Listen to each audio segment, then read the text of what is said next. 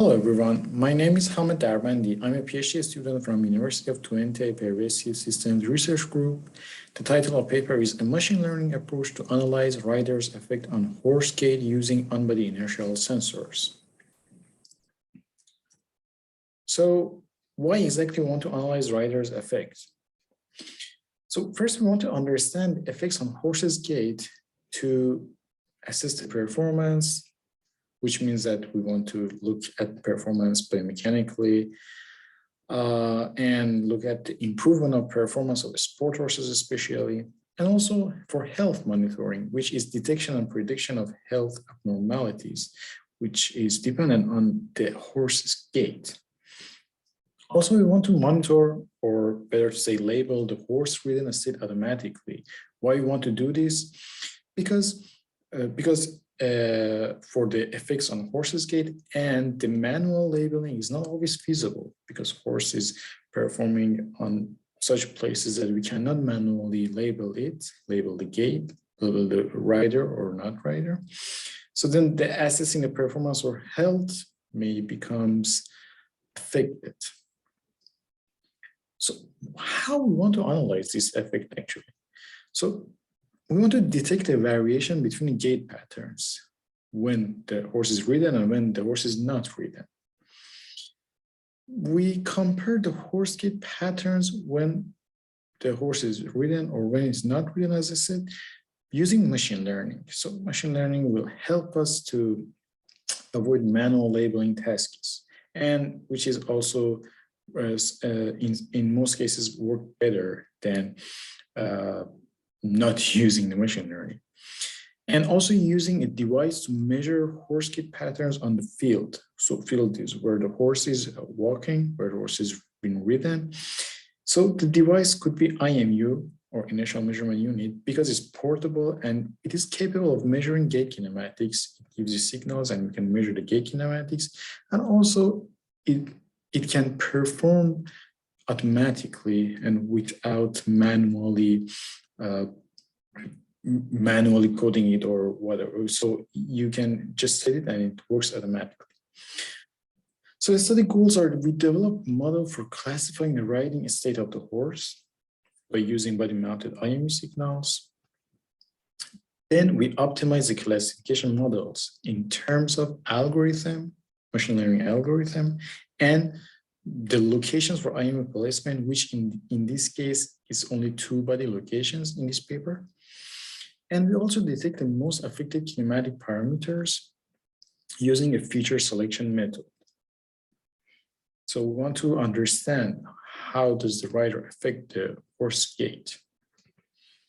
So we start with using the IMU signals, which this is the IMU 3-axial acceleration plus 3-axial gyroscope from 22 sport horses, which we mounted the IMU on the sacrum and on the right front limb. So right front limb goes into a pocket wrapped around the limb, and for the sacrum, which means the top of the pelvis. So we mounted the IMUs in these 2 locations.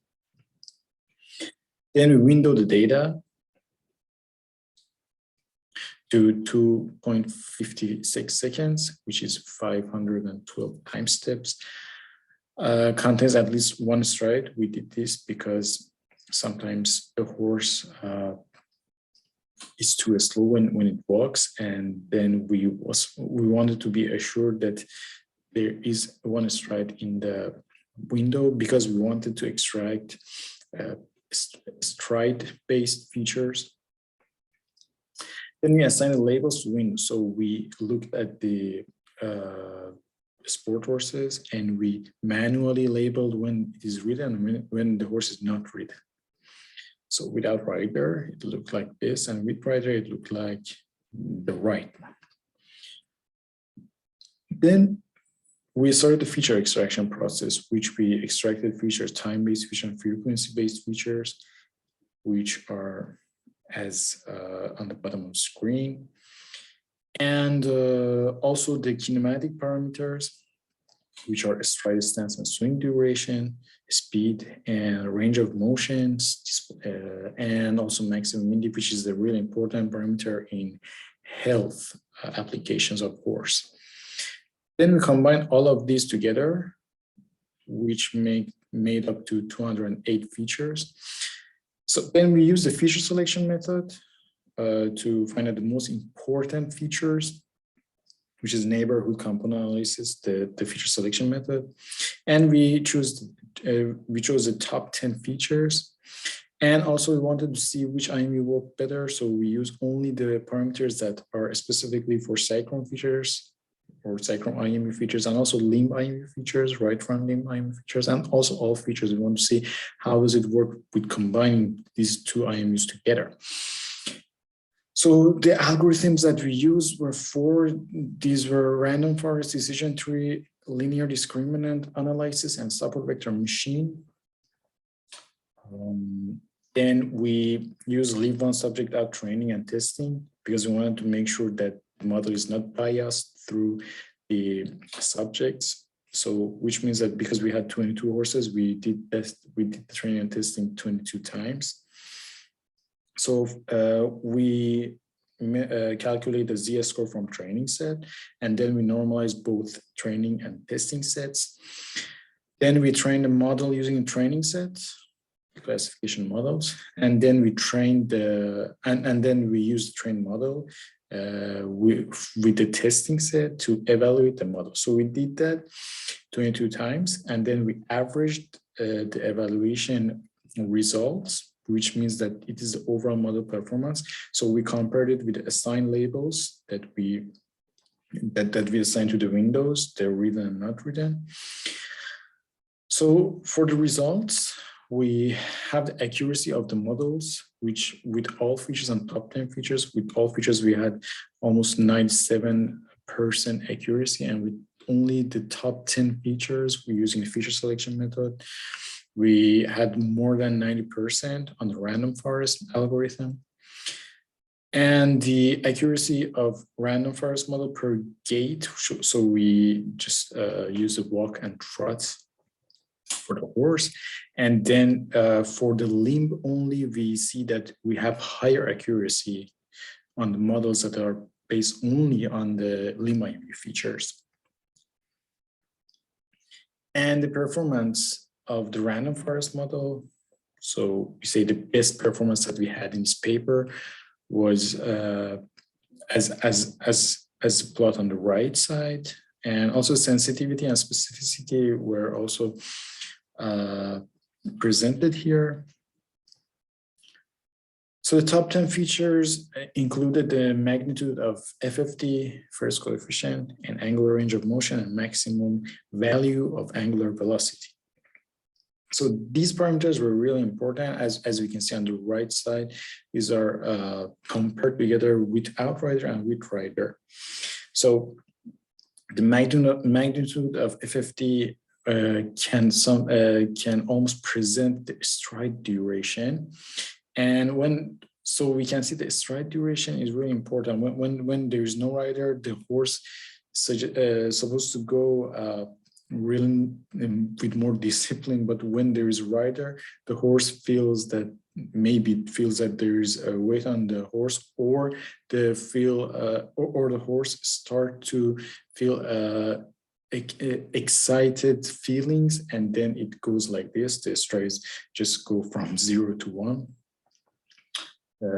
And also for the range of motion, we can see the horse needs to stretch its leg more than when there's no rider on the horse. So these parameters get affected when there is a rider on the horse.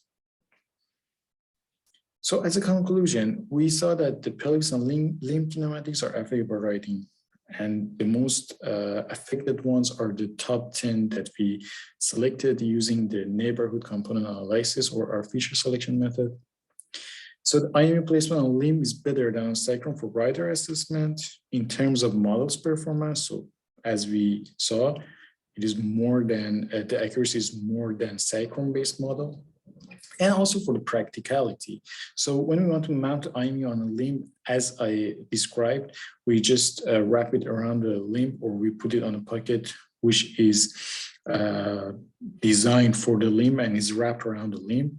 But for sacrum, we need to attach it using double-sided tapes, and sometimes it fall off because there is too much sweat on the horse, or horse is hairy and it doesn't stick very well on the sacrum of the horse. Therefore, by using only one IMU, these effects can be detected, and we can say that if there is rider on horse or no rider on the horse, using only one IMU on the limb with high accuracy, actually. So the automatic monitoring labeling is possible, as this study suggested. So for future study, we can develop the model. We can develop the model more towards more gait types, which we use canter, which canter is used in more sports, and walking and trotting are not that much sporty, but canter is more sport.